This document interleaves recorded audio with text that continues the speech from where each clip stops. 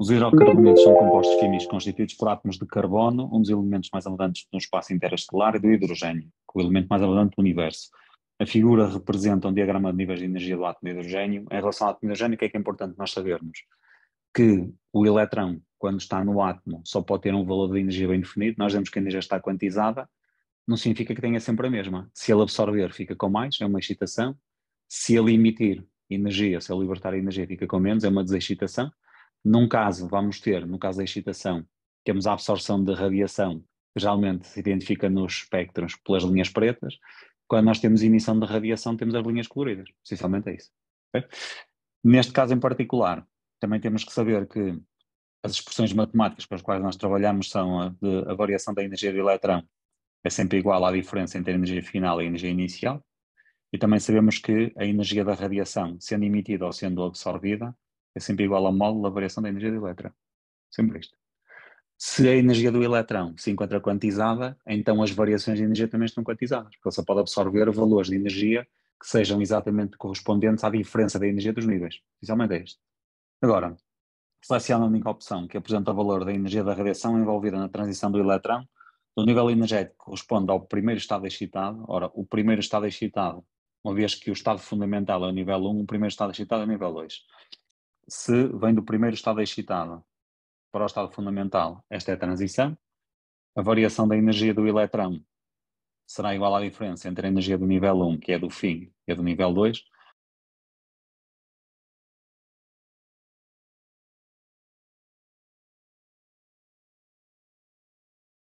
Porque aqui temos o sinal negativo. É uma variação negativa porque é uma desexcitação.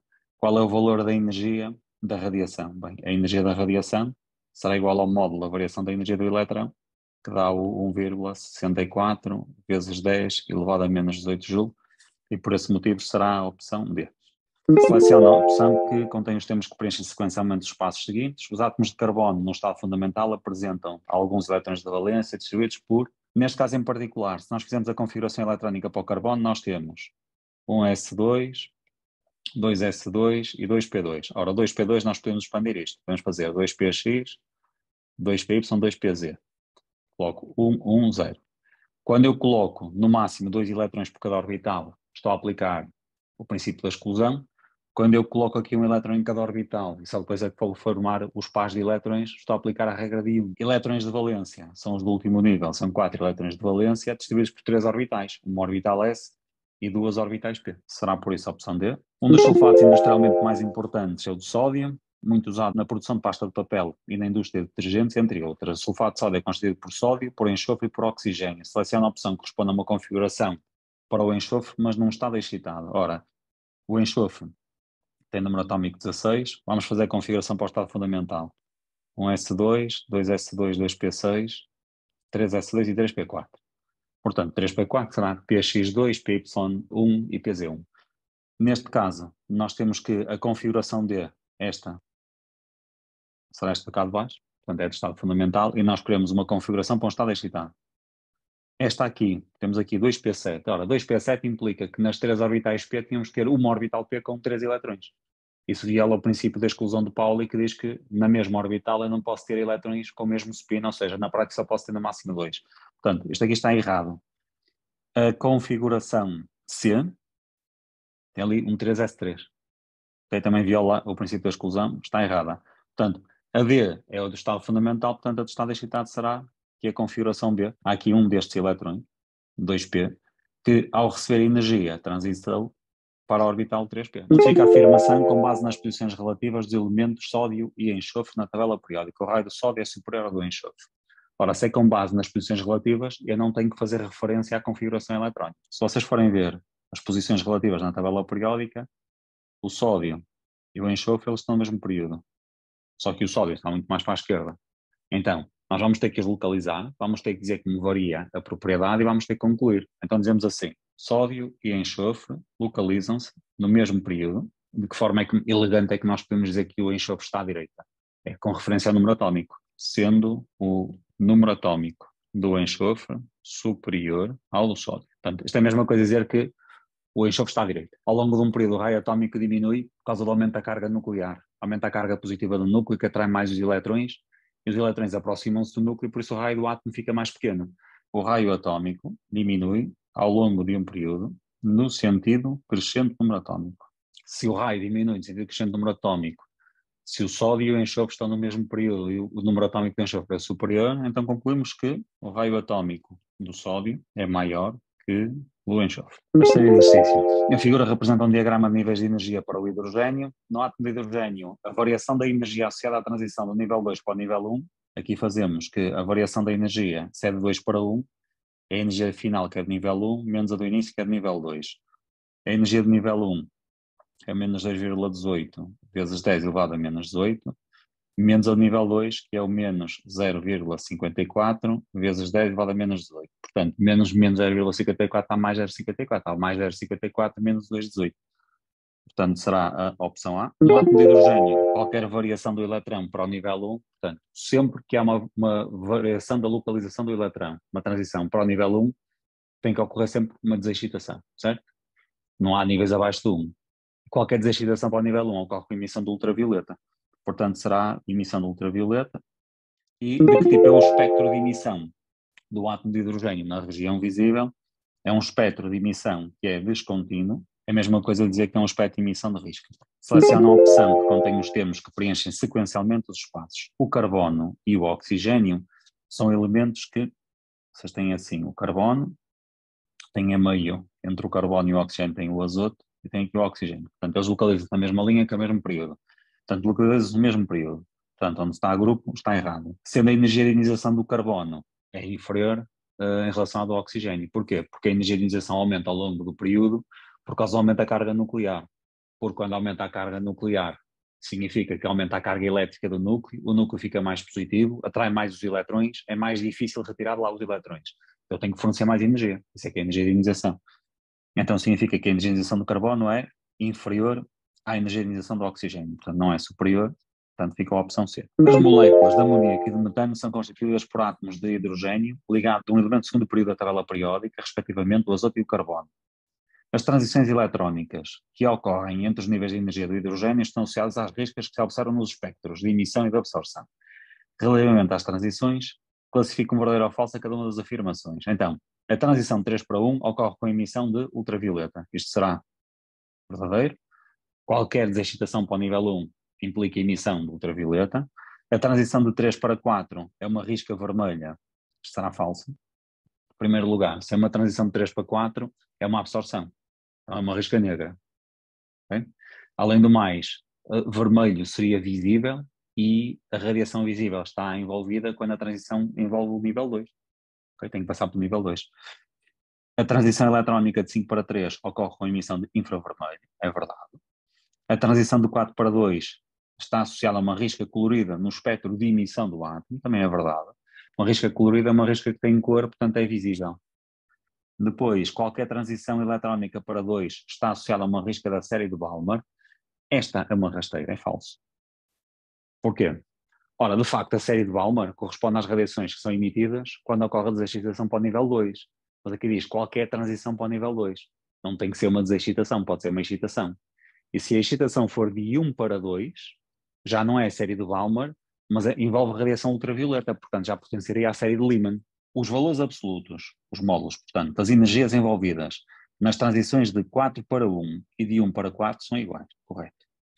A série de Lyman corresponde às transições eletrónicas de qualquer nível para o nível 1, correto?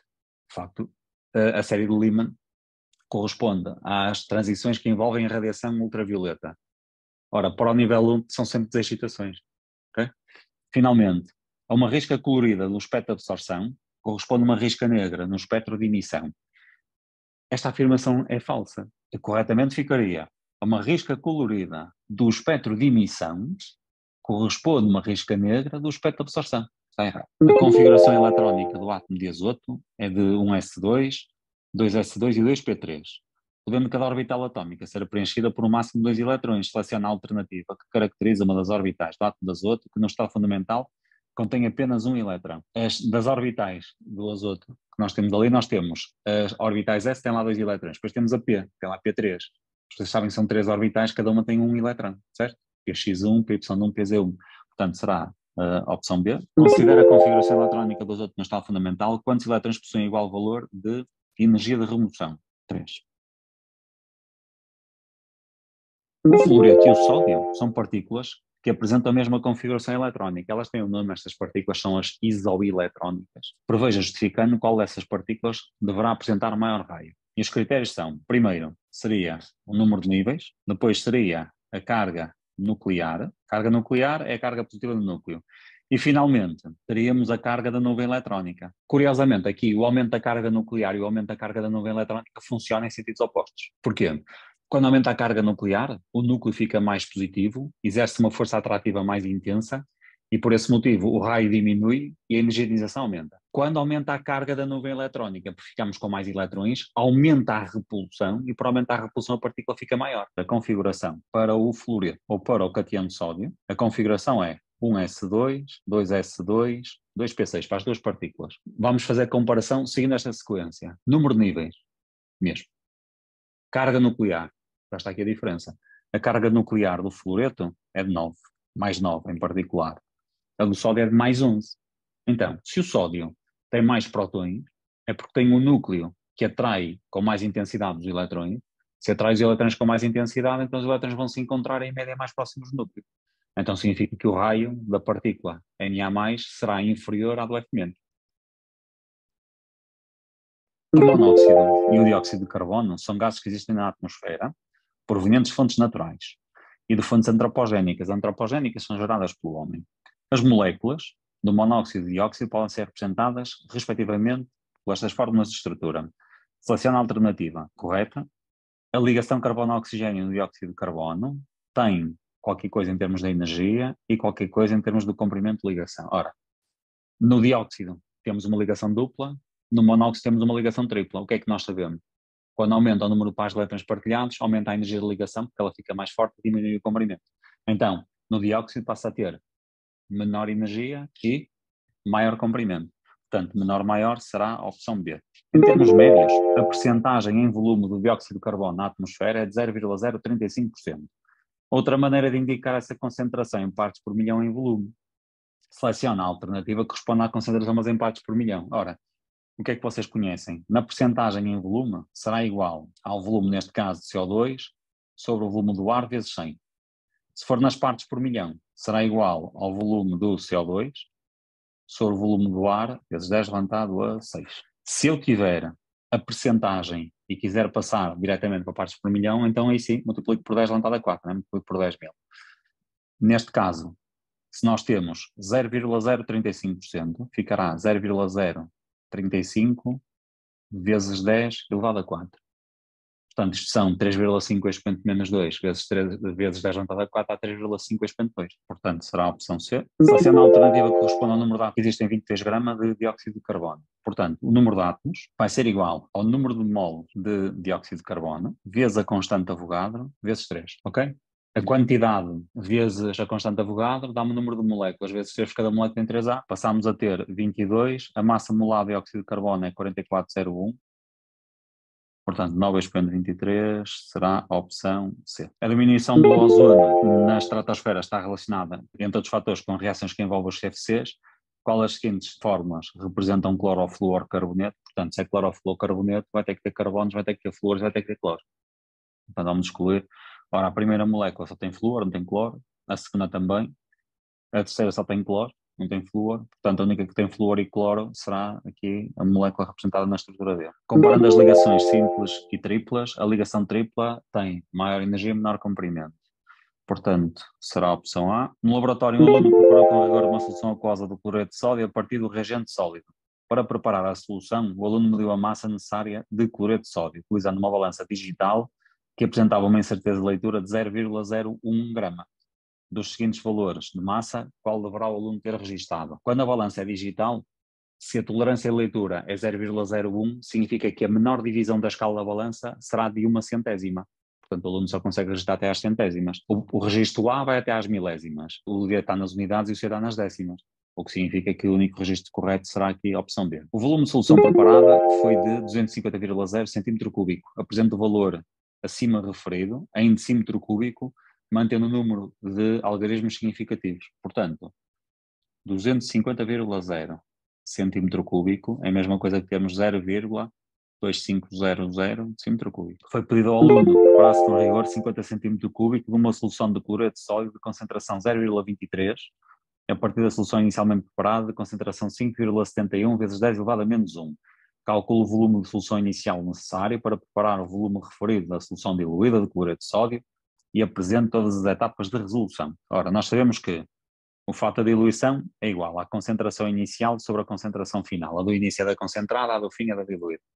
Então, a concentração inicial é de 0,571 e a concentração final é de 0,23. Ponto 571 a dividir por ponto 23, isto dá 2,482, portanto, nós vamos ter que conservar só dois algarismos significativos. Portanto, vai-me dar 2,5. Como o fator de diluição é igual ao volume final sobre o volume inicial, nós sabemos que o fator de diluição é de 2,5. Sabemos que o volume final é de 50,0. Qual é o volume inicial? O volume da solução inicial será igual a 50,0 sobre 2,5 a 20 centímetros cúbicos. Na questão ponto 2 diz assim: descreva o procedimento experimental, seguido na preparação da solução diluída de cloreto de sódio, referindo sequencialmente as três principais etapas envolvidas neste procedimento. Medir o volume de 20 cm cúbico de solução concentrada com uma pipeta. Se existir disponível a pipeta volumétrica, deve-se optar por este equipamento, uma vez que ela é mais precisa. Seguidamente, transferir a solução concentrada para um balão volumétrico com volume igual a 50 cm cúbico. Os instrumentos têm no nome o termo volumétrico, significa que só conseguem medir aquele volume. Se eu quero ter 50 cm cúbico, tem que ser um balão de 50. Adicionar solvente até ao traço de referência e homogeneizar. Ora, aqui o procedimento de homogeneizar é pôr uma tampinha e inverter o balão o número suficiente de vezes de maneira a que a solução fique toda homogénea. Muitos sistemas de aquecimento utilizados recorrem às reações de combustão. O metano, o etano, o propano e o butano são gases nas condições normais de temperatura. Nessas condições, a densidade de um desses gases é aproximadamente 1,343 grama. Seleciona a alternativa que refere o gás que apresenta esse valor de densidade. Ora, aqui claramente é para nós aplicarmos aquela relação entre a densidade, o volume molar e a massa molar. Há uma expressão que diz assim: ora, a densidade é igual ao quociente entre a massa e o volume. Para uma substância gasosa, eu posso pôr aqui que a massa, nós já sabemos que é igual ao produto da quantidade pela massa molar, o volume, quantidade multiplicado pelo volume molar. Simplificamos a quantidade, o que significa que isto vai ficar a massa molar sobre o volume molar. Daqui retiramos que a massa molar desta substância será igual à densidade vezes o volume molar. Ora, a densidade é 1,343 e o volume molar é o 22,4, porque se trata de condições PTM. 1,343 vezes o 22,4. Isto dá cerca de 30,08 grama por mol. A massa molar do metano será, o carbono é 12, o hidrogênio é 1, portanto é 16. A do etano é de 30,08, exatamente. A do propano é de 44 e este aqui dá 58. Portanto, a única que é possível será o etano. O azoto e o oxigênio foram moléculas diatómicas homonucleares, o N2 e o O2. Em condições normais de pressão e temperatura, o azoto é um gás. Seleciona a alternativa que contém a expressão que permite obter o valor da densidade do azoto. A densidade é igual à quantidade vezes a massa molar sobre a quantidade vezes o volume molar.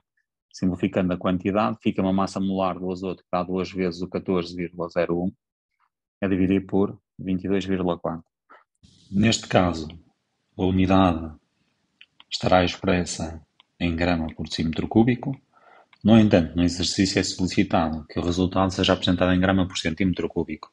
Feita a conversão, então nós teremos 28,02 grama sobre 22,4 vezes 10 elevado a 3. Assim já teremos em grama por centímetro cúbico.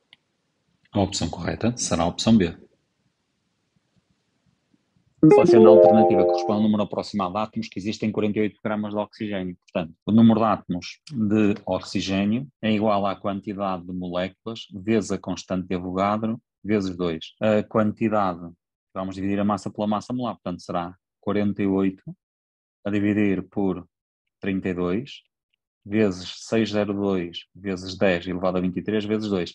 Portanto, 48 sobre 32 dá 1,5, vezes 2 dá 3, 3 vezes 6 são 18, portanto está perto de 1,806 vezes 10 elevado a 24 átomos. Portanto, será a opção B. O dióxido de carbono desempenha um papel importante na regulação da temperatura superficial da Terra. O teor médio de dióxido de carbono tem aumentado de forma continuada e apresenta um valor atual de 3,9 expoente menos 10%. Vamos apresentar em partes por milhão. Vocês estão a ver, em provas diferentes, temos perguntas iguais. Nós já sabemos que a percentagem em volume vezes 10 elevado a 4 corresponde às partes por milhão em volume. As partes por milhão em volume do dióxido de carbono será igual ao 3,9 vezes 10 elevado a menos 2 vezes 10 elevado a 4, isto dá 3,9 vezes 10 elevado a 2 partes por milhão. Portanto, estamos a fazer 3,9 expoente menos 2 vezes 10 elevado a 6 ou 10 elevado a 2. Será? Muitos CFCs são derivados de metano com hidrocarboneto saturado, cujas moléculas são constituídas por carbono e por hidrogênio. A temperatura e pressão ambiente, o metano é um gás, determina a quantidade de átomos que há em 20 gramas de metano, apresenta etapas de resolução. Aqui não é o número de átomos, é a quantidade de átomos, portanto vamos terminar nas moles. A quantidade de átomos é igual à quantidade de CH4 vezes 5. A quantidade de CH4 será igual à massa sobre a massa molar vezes 5. A massa são 20, a massa molar é 16,05 vezes 5. Ora, 20 sobre 16 é 1,25, 1,25 vezes 5 dá 6,25 aproximadamente. As moléculas de metano apresentam geometria tetraédrica nestas moléculas. Ora, nós sabemos que no metano a forma de estrutura é um carbono ocente com 4 hidrogênio. Se for a fórmula estereoquímica, aquela representação em cunha, vamos para aqui um tracinho gordo e para ali um traço chave. Não existem elétrons de valência não ligantes, existem no total 8 elétrons ligantes. Logo a primeira que está correta. Os átomos de carbono e de azoto podem ligar-se entre si de modo diferente. Em alguns compostos a ligação é tripla, em outros a ligação será simples. A energia média de uma dessas ligações é 276, da outra é 291. Portanto, o que é que nós sabemos? Sabemos que para o mesmo tipo de átomos ligar, quando aumenta o número de pares de elétrons partilhados, a ligação fica mais forte, a energia da ligação aumenta, a ligação fica mais estável e o comprimento de ligação diminui. A ligação tripla é que tem mais energia e tem menor comprimento. Então, seleciona a opção correta. A energia média da ligação tripla é obviamente a mais forte, é de 891, e o comprimento é o mais curto, será o 116. Portanto, 891 com 116 será aqui a opção C.